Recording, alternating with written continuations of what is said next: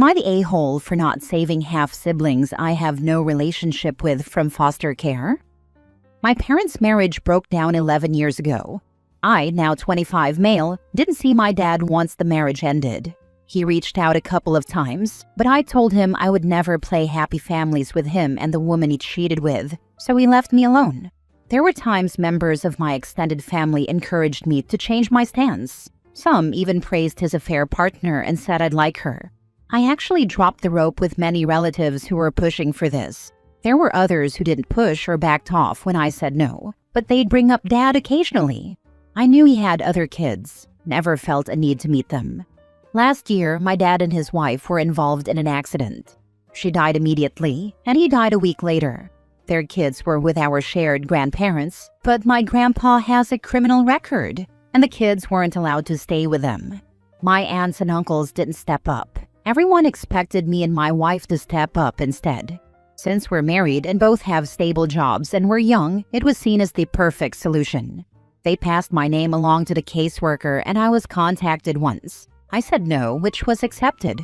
There was backlash from relatives. I blocked many of them. It died down for a while, but last month they learned the kids were in and out of different homes and had been separated twice in the months they've been in foster care. They visit the kids, which is how they learned all this, but it made them angry with me, even though I have aunts and uncles who never even tried to take them to the best of my knowledge. So I don't feel bad. A lot of dad's family think I should feel bad. They say I should have saved the kids from foster care. I don't believe so, and my wife agrees. But after blocking in so many different places and seeing how worked up they are, I wanted to ask online, am I the a-hole? Now for the top comments. Not the a-hole. Sounds like you didn't have a relationship with your father and never even met these kids. You have no obligation to take them in, which is a huge life-changing event. That's right. I never met them nor had any contact with them. I have no idea the ages of these kids even, or if they're boys, girls, or what. We're literal strangers. So the people who know these kids, and who had a good enough relationship with their parents to push for you to connect, are refusing to take the kids in? That sounds sketchy to me. They're circus, they're monkeys, not yours. Not the a-hole. Why aren't their mother's family taking care of them? I don't know the answer to this one. I don't care enough to ask. You have no obligation to take this on. Having said that, the system sucks. And unless they end up in a perfect scenario, their lives could be really messed up because none of their family members wanted the responsibility of raising them. I don't think you're an a-hole, but I do feel bad for the kids. Foster care is no joke. I agree that bad things could happen, which is why their actual family members should step up since they're so upset by everything. I was never these kids' family. We never met or had a relationship. I know nothing about them even, but they do know our aunts and uncles. You are doing for them exactly what your dad did when he left you and your mom. Nothing. Nobody has any business volunteering you for anything you didn't sign up for. Exactly this, not his burden nor his responsibility. His deadbeat dad and side chick should have made plans for their kids in case something happened to them, like a reasonably responsible person would do. Just one final failing of this father to add to the seemingly long list of parenting fails. Next story. Am I the a-hole for refusing to take classes to help me take care of my autistic stepbrother? My mom's husband has 2 kids. My stepbrother Jake is 9 and my stepsister Ella is 7. My mom and her husband have been together for 5 years and married for 2. 3 years ago, my mom joined her husband and Ella in classes to learn how to care for people on the spectrum. It's supposed to cover a bunch of stuff and educate on having family members on the spectrum, so it wasn't just about caregiving. I, 17 male, was literally dragged along but didn't take them seriously and never passed the classes. For one, I didn't want to be set up as a babysitter for Jake and Ella. The other thing was, I resented all the changes we had to make for my mom's husband and kids to move in that accommodated Jake. My mom's husband said they wouldn't move in together if I didn't take the classes, which was also what I was hoping for. Clearly that didn't work. And now they lost their regular babysitter who could take care of Jake, so the pressure is on me to take the classes and pass this time. I'm refusing, and I offered to live with a family member if they weren't okay with my decision. Mom said no, and she's not pushing me away. I told her she needed to let this go then. Her husband said I'm being an a-hole to Jake and he deserves better. I told him I already accommodated a lot for Jake, and it should be my choice whether I step up to be a fit babysitter or not. My mom begged me to reconsider, and she told me the babysitting will be off the table. But to pass them to show I want to learn how to interact with Jake better. Am I the a-hole? Not the a-hole. Not your kids, not your problem. Exactly. OP shouldn't be pressured into parenting someone else's kids, especially when they've already done more than enough. They deserve to have boundaries without being guilt-tripped for it. It's on them to find a babysitter or caretaker, not drag an OP any more than he already has, and that stepdad is an a-hole, period. Wow, your stepdad is an a-hole. Hey, I won't move in with you unless your son promises to take care of my child for free. Not the a-hole, bud. Good luck. You're right. And mom isn't a hero either. We won't move in together until you pass the classes. Proceeds to move him in, as you said. That makes this, you only have to pass the classes to prove you want to interact with Jake. Be a blatant, humongous lie. It's pretty obvious that if OP did pass the classes, the next thing out of her mouth would have been, "You're qualified. You get no choice." Poor OP, honestly. Not the a-hole. The real issue here is that even if these classes provide valuable life skills, once you take the class and pass, mom and stepdad will want you to babysit, regardless of your mom saying it's off the table. Yeah, 'cause nothing says totally optional, like emotional blackmail and an empty promise wrapped in guilt sprinkles. Take the class, but don't you dare use it, or we'll guilt trip you for life anyway. Next story. Am I the a-hole for telling my sister that, since she's the favorite, she'll be the one taking care of our mom when she's old? I'm 21 female and my sister is 18. I've always felt like our mom favors her, even if she doesn't say it directly. I study out of town and only come home a few days a week. When I'm gone, my sister uses my stuff without asking. It's happened so many times that I've stopped leaving anything valuable at home. Recently, an aunt sent me a pair of sneakers I really liked. My mom said she couldn't find them, and then my sister showed up wearing them. I asked her to take them off. She refused, we argued, and my mom's only response was something like, "So what? It's not like you're gonna eat them." That same night, my sister started provoking me. She said things like, "Nobody loves you," and called me a freeloader. I was doing the dishes, and when I finished, she came and dropped off her dirty plate, just to say, "You act like it doesn't hurt, but I know it does." I snapped. I told her that if she enjoys being the favorite so much, she better enjoy everything that comes with it, because when mom gets old, she'll be the one changing her diapers and dealing with everything, and I won't help at all.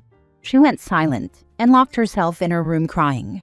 Later, my mom asked me to tell her I was just joking because she's stressed about her national standardized tests. I said no, I meant what I said. My mom got angry, called me ungrateful, said she raised me for nothing, and now she's telling my aunts that I came home just to ruin her peace. So, am I overreacting? Am I the a-hole? Now for the comments. My mom took care of her parents forever, but once she found out they were giving all the valuables to my uncle in their wills, my mom decided to take a step back. Since the favorite was basically getting everything, mom said he could start earning it. When grandpa's dementia got to the point of not allowing him to live alone, mom called my uncle and said come get him. That favoritism crap leaves scars. Nobody should grow up feeling less than one of their siblings. Your mom and sister are both a-holes. Not the a-hole for saying it, but stand your ground on it. Oh, and tell your aunt to mail stuff to your school address, not your parents' place. And if you're just coming home to ruin her peace, stop coming home. Go live life and enjoy it. See them when you absolutely must. I'll remember that, and when I leave and she wants to see me, that's what I'll answer. I don't want to ruin your peace. Next story. Am I the a-hole for ignoring my half-sister because she complains that my tattoo only represents my mom and not hers? I, 22 male, lost my mom when I was 5. My parents had a complicated relationship, and I believe my dad was with his present wife before my mom died. If not, he moved on very fast because my half-sister, 16 female, Was born less than a year after my mom died. I was 6. My relationship with my half-sister's mom was never a close one. I resented her and my dad for making things move so fast, and I resented her attempts to parent me, mostly times when she challenged me on why I denied she was my mom too, or when she put a limit on how many photos of my mom I could have in my room at any one time. She accused me of keeping them to hurt her, which wasn't true, but she felt hurt seeing them and realizing I kept them close. Dad and I drifted apart entirely. He knew how I felt and didn't want to face it, and I was still so mad at him for turning my world upside down after Mom's death had already done it. My half-sister and I had a decent relationship despite all that. We were never super close, but we were okay. When I was 16, my half-sister's mom was diagnosed with a pretty awful neurological disease, a terminal one. She's declined a lot over the years.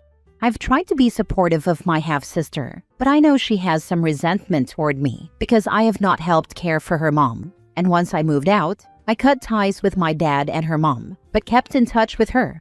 Last year, I got a tattoo. I'd always wanted one that honored Mom, so I got an owl bear because I remember my mom being wise and loving. Her name's also included, along with a small heart. My half-sister has seen it on social media a little, on my page and the tattoo artist's page. When she first saw the fully healed tattoo, she asked me about it and asked why I just had my mom and not both mine and hers. She told me her mom raised me longer than my mom did and that her mom was dying.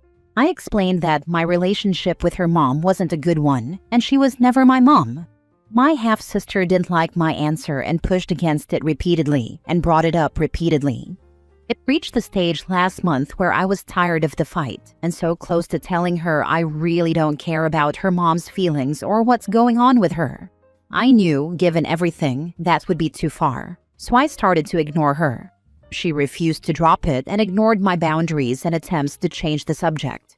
When she realized I was ignoring her, she started calling me names and asking how I can be such a loveless jerk. Am I the a-hole? Not the a-hole. Having said that, she's a kid and going through a difficult time. Everything you're doing is right, and while she is wrong, it's understandable. I know, and that's why I stepped back before I said something that would be more hurtful. She doesn't need to hear me say how I feel about her mom. Not the a-hole. Sorry about your loss. And sorry your dad is such an a-hole. You deserve better. Stay away from them and find your peace. Thank you. I miss her a lot still, but I know she'd want me to be happy and I am. My life is pretty good right now, despite everything. This may be harsh, but perhaps it will help her understand your point of view. Ask her, right now while her mom is actively dying, how she would feel if dad brought another woman into the home so soon after she passes and a new kid was born. Would new woman be her mother? She should get the point. I understand dumping that on a teen going through her parents' death is really cold, but that's the point. That's what they have all done to you for over a decade. And sometimes they're selfish and entitled people that cannot understand someone else unless and until it finally happens to them. Last story. Am I the a-hole for moving into a studio apartment away from my mother-in-law who moved in? Long story short, my boyfriend's mom is poor and had to move into my boyfriend's and my apartment last month because my boyfriend's brother, who lived with her, got them both evicted. He stole her car, wrecked it into their apartment, and almost killed someone. He's currently in rehab. Before she moved in, I sat down with my boyfriend and laid out the requirements for her living here. She must cut off contact with his brother for his own good and never invite him over, as I'm afraid of him retaliating at our apartment and getting us evicted too. She should also stop enabling him with a constant safety net to continue his drug use. I know that sounds harsh, but it was the only way to actually force him to get help. This has been an almost decade-long battle of her enabling him, and he's not getting any better. My boyfriend agreed to this, and she agreed. Cut to 2 weeks in, I come home from work. My boyfriend and she are laughing about how they took his brother to Golden Corral when I was gone, and he was so high he was nodding off in the food. I was so upset that not only did she break the cardinal rule I set for her, but that my boyfriend went along with it too. I told him I felt betrayed and that he just set a precedent for her that she can do whatever she wants now because any rule set isn't actually going to be enforced, clearly, by his example. He told me he did it because he thought it was too harsh after the fact, without telling me he had changed his mind and thereby went against our agreement. I otherwise wouldn't have let her live here rent-free. My boyfriend said putting her on the street was too harsh of a punishment for breaking the rules. But isn't that the point? Now she's telling us we need to do her chores when we pay the rent because she doesn't want to do them, knowing he won't enforce anything or kick her out because he ultimately can't face the guilt of doing so. He has attachment issues with her and a heavy guilt complex. Our apartment leases up in a couple of months, and now that we're moving, she asked us, so where are we moving to? Fully expecting a free ride and free rent at our next place. I was so dumbfounded because she was only supposed to be here until she got housing, but low-income housing waiting lists can be months to years long. I don't want to live with her anymore because she walks all over us and causes tension between my boyfriend and me. He will never put her on the street because he's controlled by his guilt. When I asked what he plans to do, he said he isn't taking her to our next place, but that would ultimately leave her on the street. And I know deep down, even if we initially move without her, she'll be back in a week or two because he'll feel guilty. So I want to move into a studio apartment now, knowing that I don't believe he's going to let her go, and I've voiced this as a real possibility to him, but I'm being framed as trying to dismantle our relationship. Am I the a-hole? Not the a-hole. Don't sign a lease with him again. His word about how he'll handle his mother is worth less than nothing. She'll be back. This. OP, you are dating him, half the relationship, you are on half the lease, and paying half the rent. You are not being treated like your opinions, resources, and money count. You are half the relationship, but not half the importance. He didn't ask what do you feel about the plans. He made a decision with his mom and told you what was happening. He's disregarded what you say, want, and how you feel. He's assuming that what he says goes, you will follow orders and your resources, and money are his to dispose of as he wishes. Do you want to continue like that? Not the a-hole. You're not only showing some self-respect, you're saving yourself from the mess that is coming. My question to OP is, why is he still your boyfriend? He should be your ex by now. She's upset the mother is enabling the brother, and that boyfriend is enabling the mother. Meanwhile, she's enabling the boyfriend, and by the transitive property, also enabling all of them as well.